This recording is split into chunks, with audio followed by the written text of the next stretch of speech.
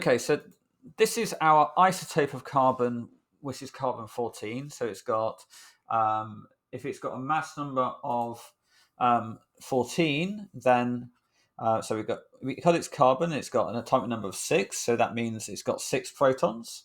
So 6 protons, but it's got a mass number of 14. So now remember what I said about the mass number the protons add to the mass number, and so do the neutrons. In other words, the mass number must be equal to the protons plus the neutrons. And so remember, this is the top number is the mass number, the bottom number is the atomic number. So the neutrons, the amount of neutrons that we have, can actually be calculated by the mass number take away the atomic number. That makes sense, right? Because the atomic number is the number of protons, the mass number is the protons plus the neutrons. You take away the protons from the protons plus the neutrons, you're left with the neutrons. So we've got, so in this case, we're going to do 14 minus 6, and you can see that's 8 neutrons. So we've got 8 neutrons in our carbon nucleus. I said it was unstable before, and we're going to find out what that actually means in this case. So if I press play, it's getting this animation where it's just like shaking about. It doesn't, I don't know if we can actually really say it shakes about, but it's kind of just a way of representing that it's unstable. Over here, this is like a timeline. Oh, it just changed. Did you see that? It's now suddenly nitrogen 14. That's a bit very strange, right? So let's just write down what just happened there. We had a carbon 14. I'm just going to write it like this time. And it changed into nitrogen 14. Okay. So let's replay that and see if we can work out what went on, because I think something came off it. Oh, yeah, did you see that?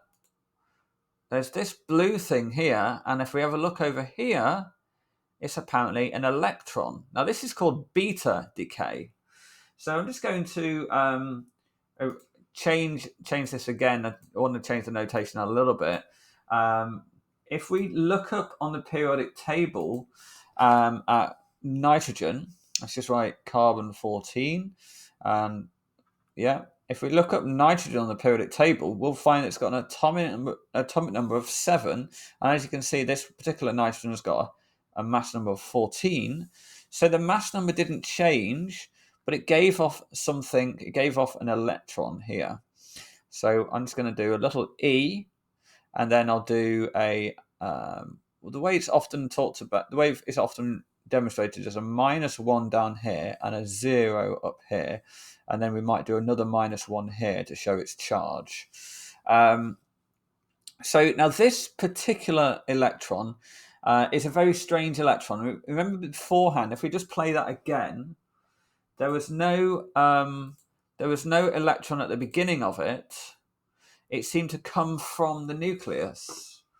So this is a beta particle, and it came from the nucleus. So if you ask the question, what is a beta particle, you don't just say it's an electron. You say it's an electron which came from a nucleus. It's usually a 2-mark question. Okay.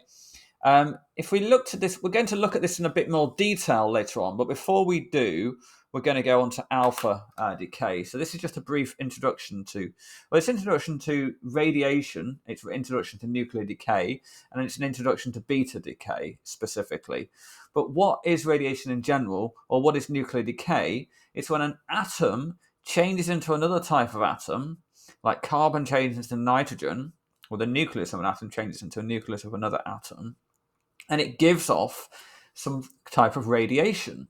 Now, if you were doing A-level physics, by the way, you would have noticed another little, well, you may have noticed otherwise, but you would have noticed another little particle called an antineutrino, which has a symbol that looks like this. I think those are the numbers you put there. But we're looking at GCC at the moment, so we're not so interested in that part. But let's stop that video there for a brief introduction to beta decay.